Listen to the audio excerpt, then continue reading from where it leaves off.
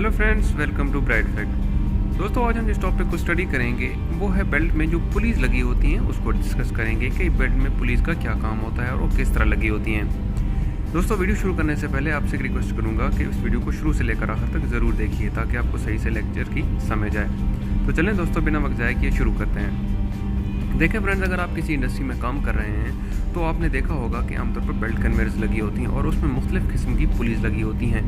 आज मैं इस वीडियो में आपको इन पुलिस के बारे में बताऊंगा कि ये क्या होती हैं और किस तरह काम करती हैं। देखें फ्रेंड्स, मैंने एक पिक्चर ली हुई है जिससे एक बेल्ट कन्वेयर की पिक्चर है जिससे मैं आपको समझाने की कोशिश करूंगा। देखें दोस्तों, ये एक बेल्ट कन्वेयर है, ये इसकी ड्राइव साइड है, ये इसका ड्राइव ड्रम हो गया, ये इसकी स्नब पुली आ जाती है जो बिल्कुल ड्राइव ड्रम के साथ होती है। उसी के साथ जब हम देखेंगे ये हमारे पास क्या है, बेंड पुलिस लगी होती हैं और ये हमारे पास क्या है, टेंशन पुली है या इसे हम टेकअप पुली भी कहते हैं। दोस्तों, इनका काम क्या होता है?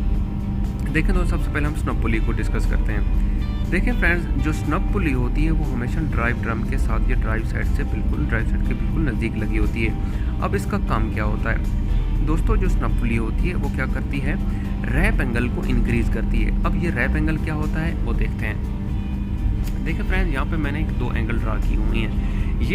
ये अगर देखें कि इस तरफ देख लें कि ये हमारे पास क्या है कि ये ड्रम के ऊपर इस तरह बिल्कुल फ्लैट बेल्ट आ रहा है, तो ये इसका ये केस हो गया। मीन जब ये होती है तो इसका 180 डिग्री एंगल होता है। लेकिन जो ही जब ये ड्राइव ड्रम के साथ हम स्नब पुली को देखते हैं तो इसमें क्या हो जाता है, ये बेल्ट बिल्कुल थोड़ा सा ऊपर उठ जाता है, तो ये वाला केस बन जाता है। इसमें अगर 180 डिग्री है तो इसमें हमारे पास तकरीबन 220 से लेकर 225 डिग्री तक एंगल बन जाता है, यानी कि इसका रैप एंगल इंक्रीज कर जाता है। अब रैप एंगल इंक्रीज करने से होता क्या है कि दोस्तों, ये जो खिंचा हुआ है बेल्ट का ड्राइव ड्रम के साथ ही खिंचा हुआ है, ये इंक्रीज हो जाता है ताकि ये जो बेल्ट है ये इस ड्राइव ड्रम के साथ इसमें पकड़ सही से, ग्रिप सही से आ जाए। ठीक है फ्रेंड्स, तो स्नब पुली का ये काम हो गया।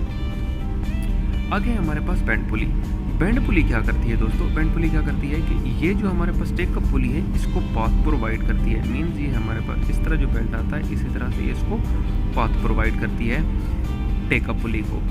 अब टेकअप पुली क्या होती है? टेकअप पुली को हम आमतौर पर फ्रेंड्स क्या कहते हैं, टेंशन पुली भी कह सकते हैं। ये टेंशन पुली क्या करती है दोस्तों कि अगर ये हमारे पास आमतौर पर तो अमूमन छोटी लेंथ के बेल्टों में लगी हुई नहीं होती है, जो हमारे पास ज़्यादा लेंथ का बेल्ट होता है उसमें ये टेंशन पुली लगी होती है। तो बड़ी लेंथ वाले बेल्ट में क्या करता है कि अगर बेल्ट में लूजनेस ना आए, बेल्ट में अगर ढील ढाल आ रही है, क्योंकि लेंथ बड़ी होगी तो उसमें जाहिर ही बात है लूजनेस आएगी, तो उस लूजनेस को प्रिवेंट करने के लिए हम टेकअप पुली लगाते हैं। टेकअप पुली उस लूजनेस को कम करती है और साथ में उसकी टेंशन को इंक्रीज करती है।